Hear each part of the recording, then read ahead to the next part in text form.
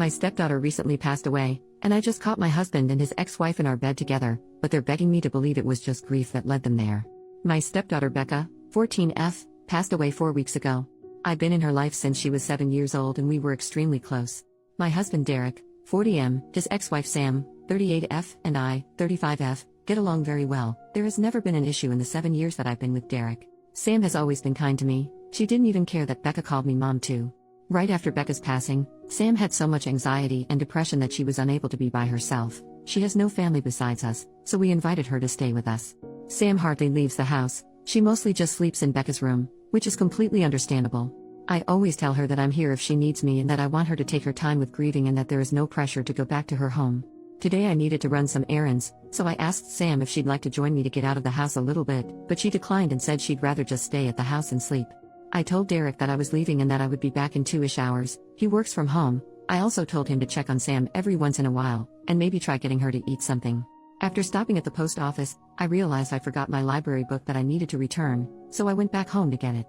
As soon as I walked in the door, I heard sounds coming from mine and Derek's bedroom. I immediately knew what was happening, and my heart completely broke in that moment. I wasn't completely sure what to do, but I ended up deciding to confront them, so I walked to the bedroom and opened the door and began yelling at them both.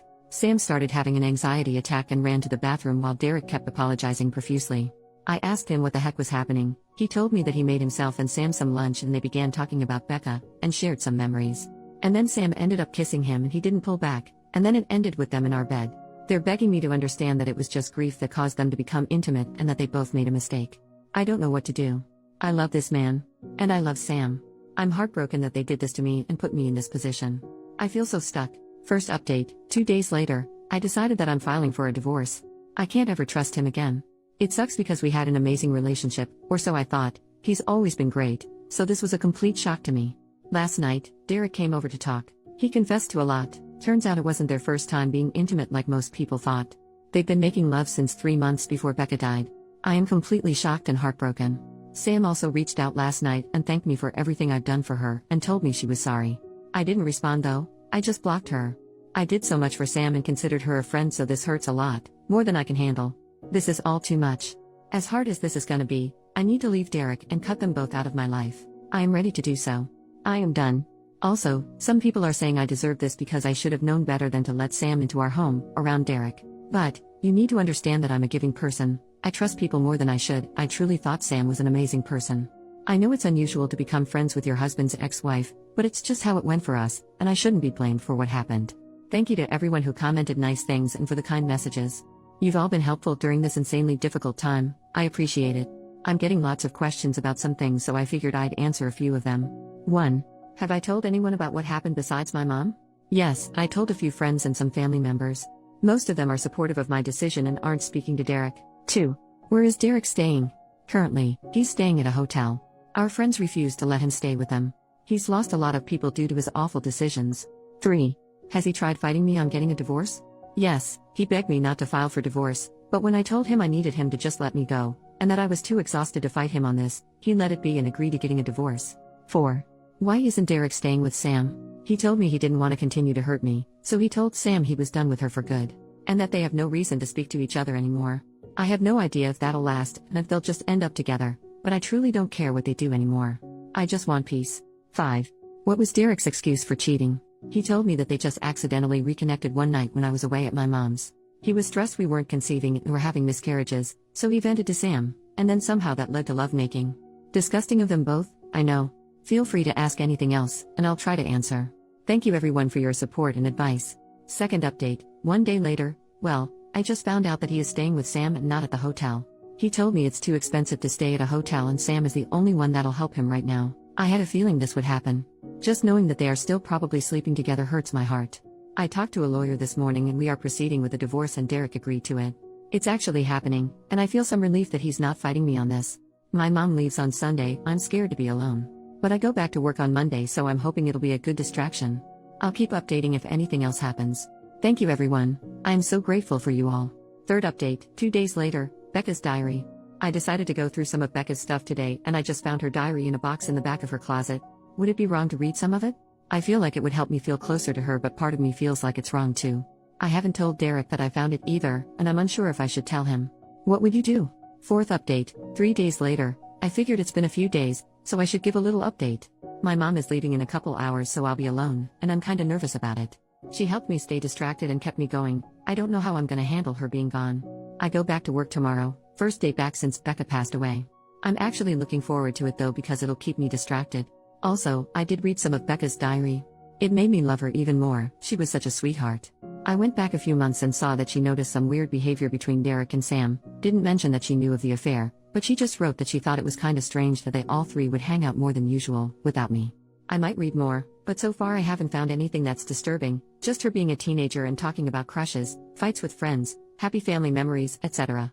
Tomorrow I'm also talking to my lawyer, so I might have more updates on that. Thanks for the continuous love and support, everyone. 5th update, 1 week later. This will be my last update for a while. I started randomly getting a lot more messages and comments, so I figured I'd do another little last update. My first week back at work went great.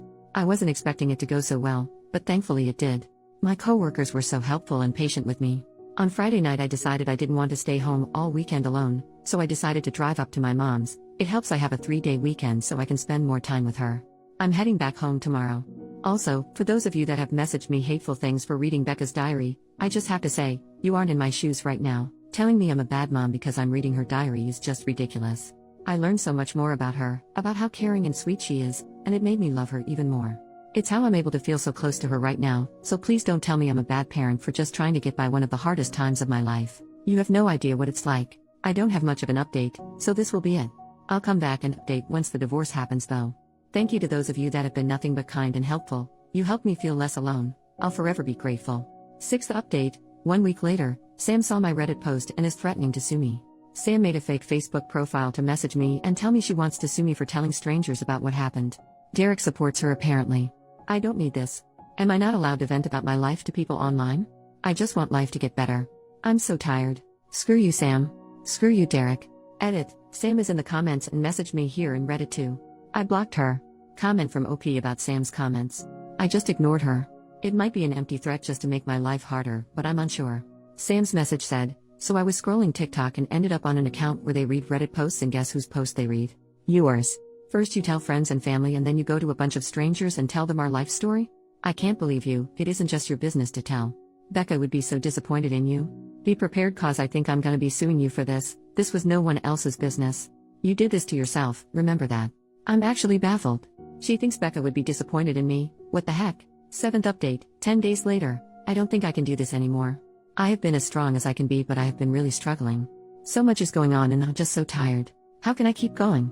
I just want to be with Becca. I miss her. I miss her smile. I miss her laugh. I miss how she tried to make you laugh when you were sad by telling dad jokes. I miss how she liked being in the garden with me. I miss seeing all her new drawings. I miss her beautiful eyes. I miss everything about her. I just want her back. I need her back. Edit. I'm okay. I just needed a space to vent. I was getting so many messages asking if I'm alright, and I just wanted to say thank you to those that reached out. I'm okay. I will be okay. Some days are harder than others, but I think I'll get through this. I'm so grateful for the little community I have here. Thank you all so much. 8th update, 2 weeks later. Sam ended up taking her own life on June 20th. I am still trying to process everything. She had hurt me deeply, but this isn't something I wanted whatsoever. And Derek blames me. I feel so many things and am gonna be away for a while again, but I wanted to update you all. Thanks for the love, everyone. 9th update, 10 days later. I'm taking a break from Reddit and going on a trip in a week. Well, I'm doing it. I'm taking the advice that so many of you had. I'm going on a trip since my job doesn't need me till the middle of August. I was so lucky I had my mom come stay with me a lot, and had my best friend come stay with me when my mom couldn't. But I felt like I was asking too much of them. So I decided that maybe traveling might actually be a good idea. In a week, I'm going to Norway. Becca and I always wanted to go there one day. It was on our bucket list. I'm actually excited. I'm also thinking of getting a pet when I come back, but might wait till I move. Thank you to those that recommended I do this. Becca would be happy I'm doing this. She'd be so frickin' thrilled for me. You probably won't hear from me for a while. I'm taking a long break from Reddit and all my social media. I think it's best for me. But just know, I love and appreciate all of you that have been there for me. I would have been so lost without some of you.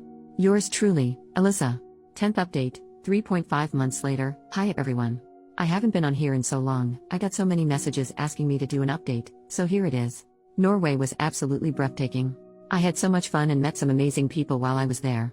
I plan on returning in the future for sure. A couple weeks ago was the 6-month anniversary of Becca's death.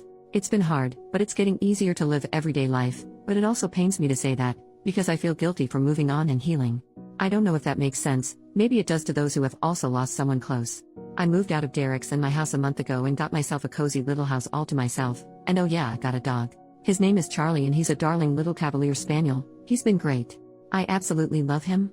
Also, I am officially divorced as of last week. It was a very easy divorce and I'm so happy about that. But Derek didn't want any of Becca's things when we tried figuring out who gets what. He left it all to me. I tried hard to get him to take something because I feel like he'll regret it, but he said he didn't want anything, so I have all of Becca's stuff. I have no idea why he didn't want anything, but I have it all in the guest bedroom right now. I'm trying to figure out what to do with everything. Derek is apparently an alcoholic now and quit his job. He seems to be doing terrible. Besides all that, I don't know if I have anything else to share. I just want to say thank you again. I've made some friends on here and I am so thankful for you all. I appreciate every one of you.